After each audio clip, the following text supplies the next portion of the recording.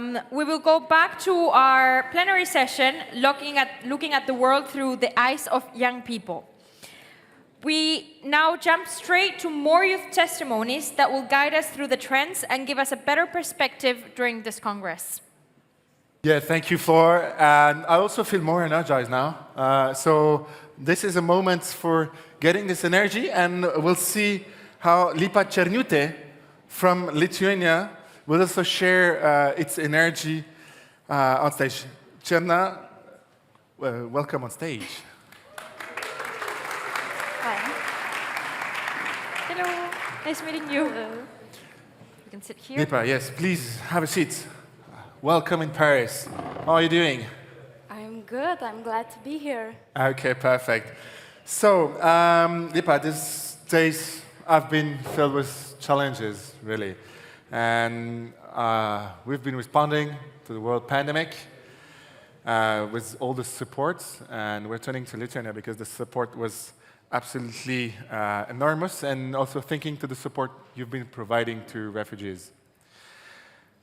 To your opinion, what is the role of scouting when it comes to answer and respond to these emergencies? And to you, did it change anything in the way scouting is supporting the development of young people in the region? Yeah, so it really changed a lot for us because at first, when the COVID has started, at first we were like, oh, it's just 2 weeks of free holiday. We are happy to have that, but we never saw what was coming. And the first year, maybe even year and a half, it was really hard for us to change our youth program to what we have now and to all the online activities, especially in scouting when we used to going on the hikes to the camps and not as much just staying at home. And the other challenge that we had, that it stopped everything that we were doing in our national level, or completely stopped, or just we need to slow down for everything, basically, in our organization. But at the same time, we found one of our biggest strengths. So as we saw, we are quite good at critical thinking and all of those crises. So we helped a lot of people. And of course, we needed to change our priorities, but we are happy that we did that. And yeah. Thank you, Lipa. I'm handing on maybe to Flor for another question. I also have a question for you, and it is, in what ways can young people be empowered to contribute to peace-building efforts and work towards a more inclusive and equitable society? I think we all need to just look around us and see what is happening and just try to be as inclusive as we can, every single one of us, and then everything will be fine. For example, in Lithuania, when the COVID has started, we were one of the main organizers of Stronger Together initiative that helped a bunch of people from, I don't know, helping elderly to get his medicine, to just preparing the quarantine zones. And later, when we helped with refugees, we had that WASM, we had UACT project. Now, when it's ended, we have our own WeAct project. And I don't know, even you need to look on the broader perspective to see the bigger picture, because when we saw that we did everything that we can in Lithuania to help refugees, me and some other scouts went to Poland to help Polish scouts because they had more like refugee centers that they needed so much help from it. So just be prepared.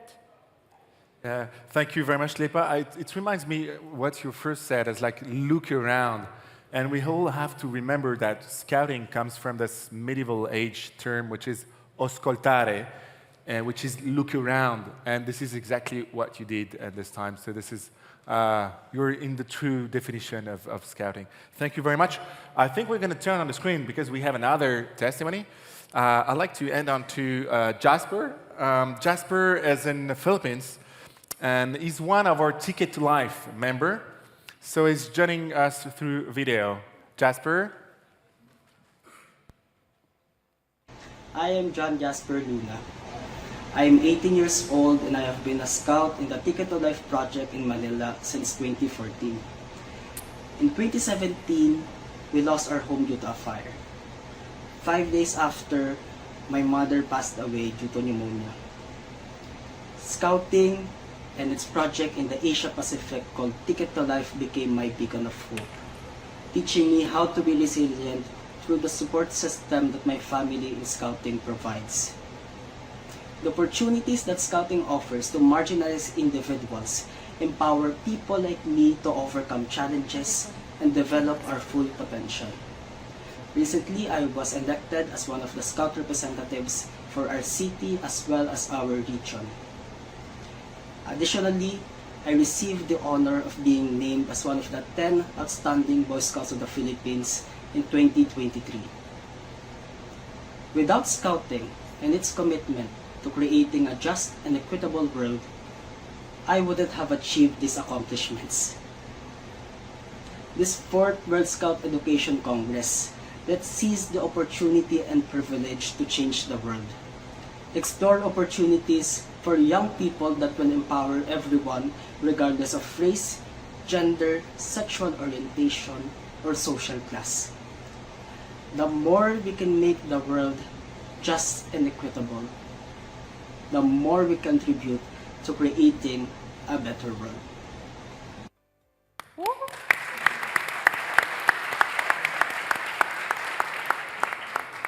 Bravo, all the way to Philippines, Jasper. Thanks a lot. If you're watching the recording of this, for really for making the time and share your story with all of us here. You make us really, really proud. Thanks a lot. Yeah, I think this is, I mean, I've been visiting some Ticket to Life scouting programs over the world. I remember recently in Bangladesh, and this is really so important that we can provide scout opportunities inside scouting, but also outside scouting to have people joining us. So thank you very much, Jasper, and Lipa, also thank you very much for opening up this second part of our morning. Thank you. We're ready to move to our next panel, where we will focus on social change and youth civic engagement, navigating demographic shifts. So, on our this panel, I'm so happy to call on Dr. Wayne Davis as an educator and a member of the World Scout Committee. You're welcome on stage, Dr. Davis.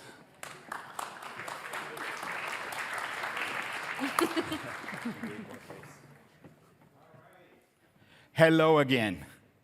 Welcome to this segment of an amazing intersection of social change, young people, and civic engagement. And I think we had an amazing segue to this session. Wasn't the story heartwarming from Lima and John? It is something that really I cherish as a person, that makes me do what I do as a scout, and as a person, as a father, as a worker, as a teacher, as anything that I do. Because when young people act and make that change that we always dream for, that's what makes our life worth.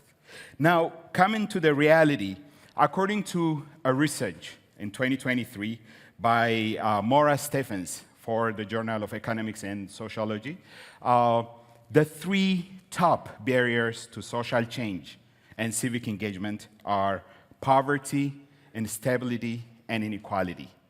And in a world that's undergoing profound change, the role of young people is pivotal. During this session, we will explore how young people are actively participating in civic and democratic life and the impact of this change on their aspirations, perspectives, and roles. For this panel discussion, please allow me to welcome Mr. Davide Capecchi, Chief Program Officer of International Dialogue Center, we know as CAICID. Mr. Davide.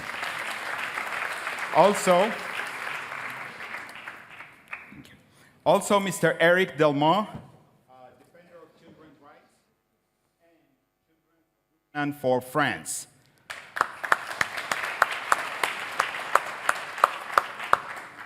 As well as my good sister from Scouts of Denmark, and an amazing scout, Natasha Skilgard.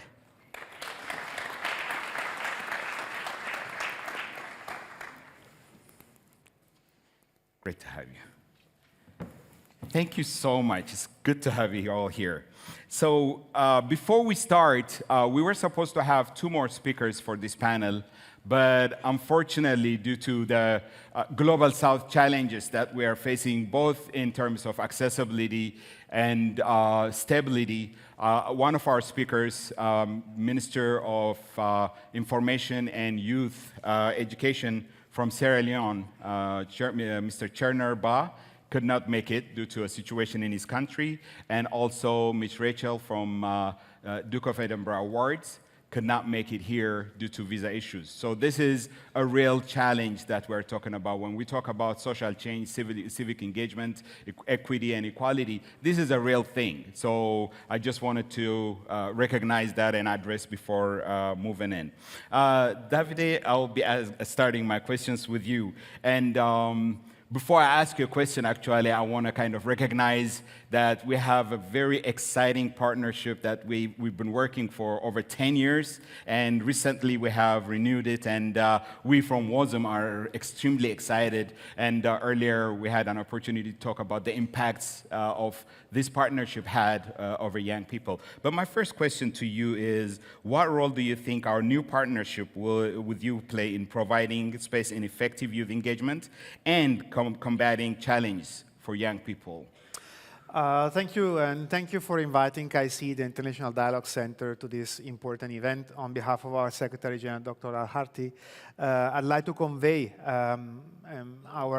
the recognition of the importance of our partnership and of the incredible work that you are doing, that all Scouts across the world are doing for empowering not only future generations, but the current generations. We know young people are currently the biggest generation ever. We talk about 1.8 billion people across the world. And of course, we are there to work together for make young people across the world more empowered for social inclusion. And I think we need each other. We need each other for dialogue and for peace. KICID works for creating opportunities for peace through intercultural, interreligious dialogue. We talk about interreligious, intercultural dialogue, but let's talk also about intergenerational dialogue. In this context, we can work together for transforming our societies towards the better. Our partnership has empowered, and we talk about numbers, more than 100. We talk about 170 qualified participants and 40 trainers in the course of different years, in the course of 10,000 years. We talk about reaching out to 50,000 scouts through our activities. We are just looking forward to the next generation of our Dialogue for Peace initiatives. I think that we have proven that by working together, we can make a better world. We can make a more peaceful world. And doing that at a local community is the key to a success. Absolutely. And I think I would be a witness along other NSOs that I think we have KICID in the dialogue in almost all 174 member countries of our movement. So it is a very significant contribution our partnership is making. But with this, I want to go to Eric. As defender of children's rights, please share with us, how is it that you work with vulnerable young people, and how do you assure, or how do you push for inclusivity of these young people into that change and civic engagement? Thank you very much. I'm very happy. It's a great pleasure and honor to be with you. But I apologize, I am no longer speaking in English because my English is not good enough to speak about specialist things, you know. Alors, ma mission est de défendre, j'ai la traduction en français. Ma mission est de défendre les droits des enfants, de tous les enfants, qu'ils soient français ou étrangers, qui vivent en France, et de tous les enfants français qui vivent à l'étranger, et de rappeler aux institutions les droits des enfants. Et on ne peut pas comprendre aujourd'hui la manière dont les enfants souhaitent s'exprimer, s'emparent parfois adroitement ou maladroitement selon les adultes, si on ne comprend pas deux choses. Alors la première, on en a parlé tout à l'heure, elle est assez facile à comprendre, c'est la révolution numérique, la rapidité de l'information, les fake news, l'instantanéité et l'anxiété que peut produire cette exposition à l'information. Mais la deuxième chose qui est beaucoup plus difficile à comprendre pour les adultes, et Madame le maire en a parlé tout à l'heure, c'est que vous savez, nous venons de fêter le 34e anniversaire de la Convention internationale des droits de l'enfant. Et cet anniversaire et cette Convention internationale des droits de l'enfant, qui est le traité en matière des droits de l'homme le plus ratifié au monde, 196 pays, il est venu dire fondamentalement, il est venu changer 3 paradigmes fondamentaux. Le premier, c'est parce que les enfants, et bien que les enfants n'ont pas le droit de vote, parce qu'ils ne sont pas encore des citoyens, parce qu'ils n'ont pas d'influence politique, pas d'influence économique, mais que leur avenir est primordial pour les enfants qui sont aujourd'hui, leur développement est primordial, eh bien, ils sont néanmoins détenteurs de l'ensemble des droits de l'homme dès leur naissance. Et ce n'est pas parce qu'on fait 1 mètre de plus, 80 kilos de plus, que le pouvoir doit nous obliger à marquer le corps des enfants. La deuxième chose, le deuxième changement de paradigme, c'est ces 196 pays qui ont ratifié la Convention doivent introduire dans leur droit interne l'intérêt supérieur de l'enfant. C'est-à-dire parce que l'enfant est l'avenir de l'humanité, son intérêt en matière de protection et d'éducation est primordial. Et le troisième changement de paradigme, c'est l'article 12 de la Convention. Le droit pour les enfants d'exprimer librement leurs opinions sur tous les sujets qui les concernent. C'est fondamental. Et juste vous rappeler que si nous savons tous que si on devait attendre que le bébé sache parler pour lui parler, eh bien il ne parlerait jamais. C'est bien parce qu'on parle aux enfants, aux bébés qu'ils apprennent à parler. Et quand ils grandissent, il faut leur donner le courage de prendre la parole. Et notamment, un seul exemple, et je terminerai là-dessus, pour les plus vulnérables et pour tous les enfants, la question du réchauffement climatique aujourd'hui, c'est un sujet, c'est la première préoccupation des jeunes en France. Et c'est un sujet sur lequel, fondamentalement, notamment avec l'éco-anxiété, le fait que les enfants, l'éco-anxiété est d'autant plus due au fait que les enfants ne sont pas écoutés et entendus sur ces sujets plutôt que le réchauffement en lui-même. Et ça, c'est fondamental. Donc ces 3 changements de paradigme sont les préalables.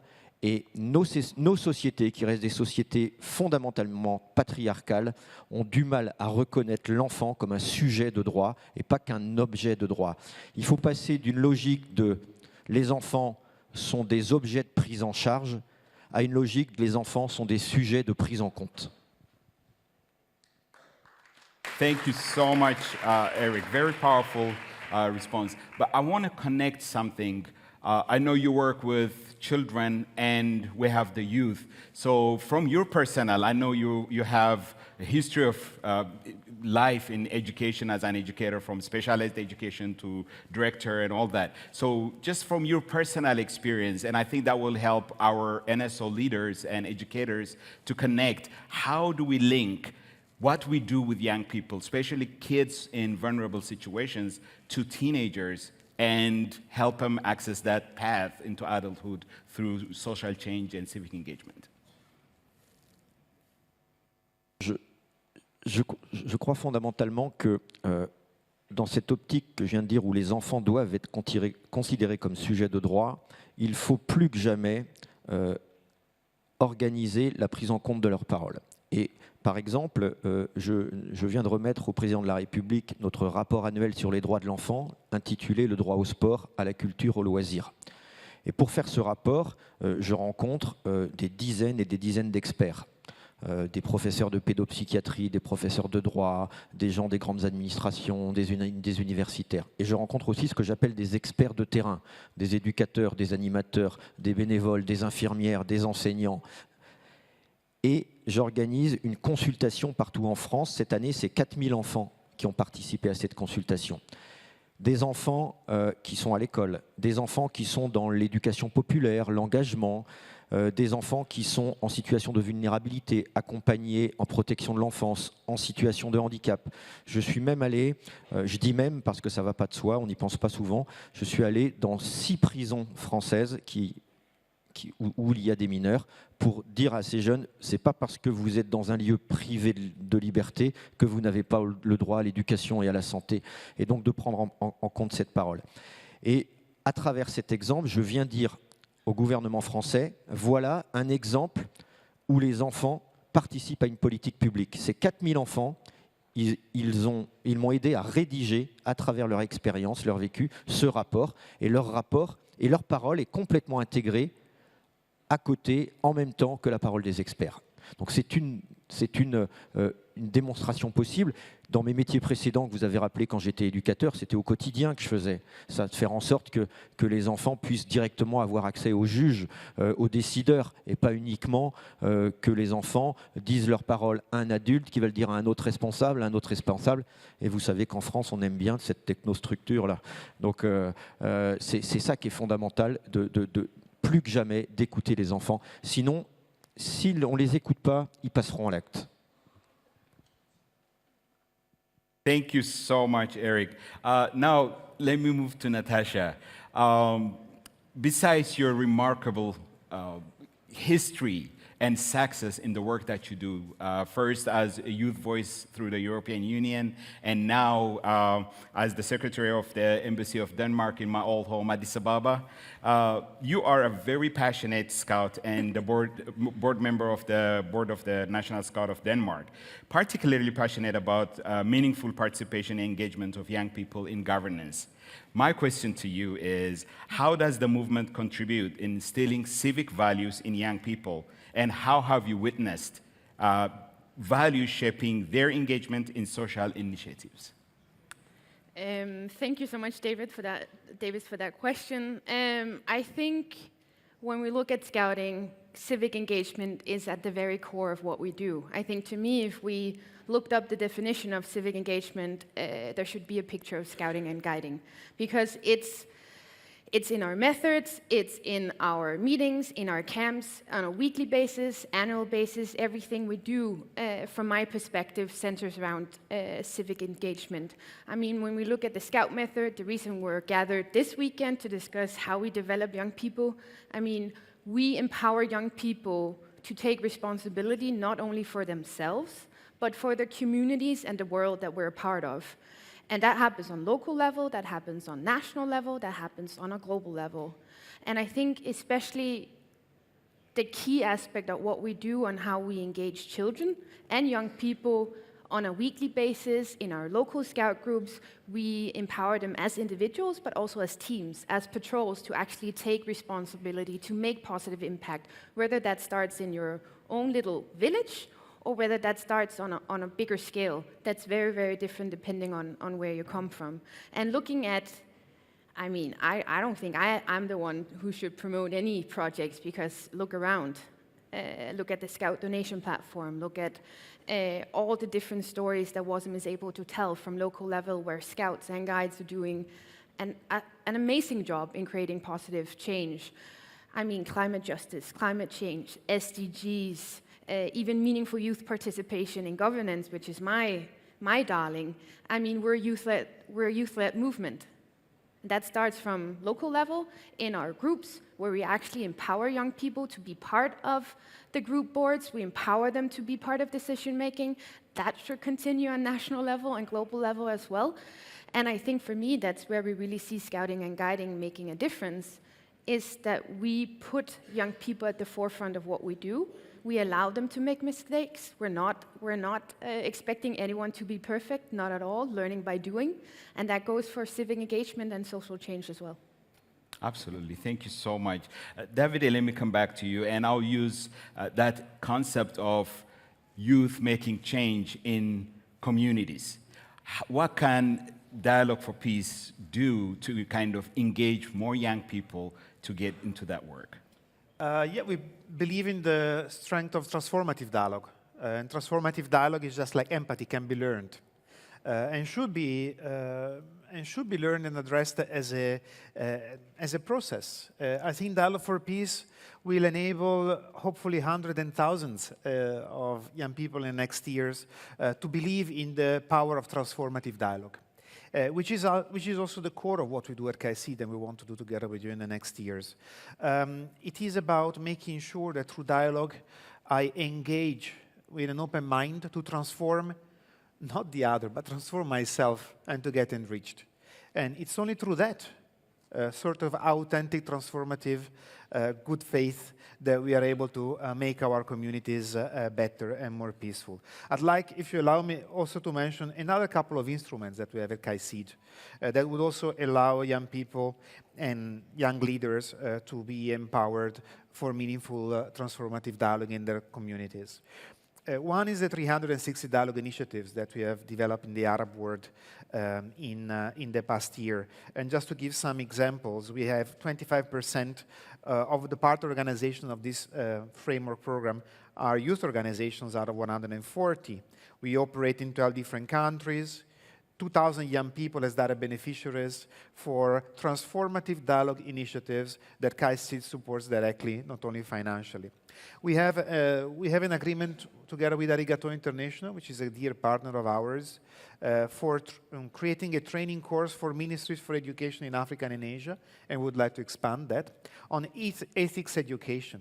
So this is another instrument that we believe in for starting from the top by modifying curricula in target countries to include the concept of authentic transformative dialogue for peace.